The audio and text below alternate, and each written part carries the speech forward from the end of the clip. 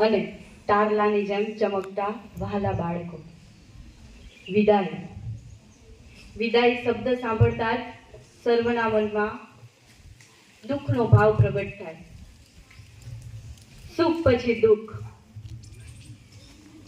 પ્રવેશ પછી વિદાય, પાનખર પછી વસંત. એમ આપણા પણ શાળારૂપી વડલામાં આજે પાનખર આવી છે. ઘણા બધા બાળકો જે 8 વર્ષથી આપણા શાળારૂપી વડલાના સાથી બનેલા મિત્રો જ કહીશ, જે આજે આપણાથી વિદાય લઈ રહ્યા છે. ત્યારે સાહેબ, ઘણા લેખક અને કવિઓએ બાપની વિદાયની વેળાનો ભાવ પ્રગટ કર્યો છે, પણ શિક્ષકને ભૂલી ગયા છે કે શિક્ષક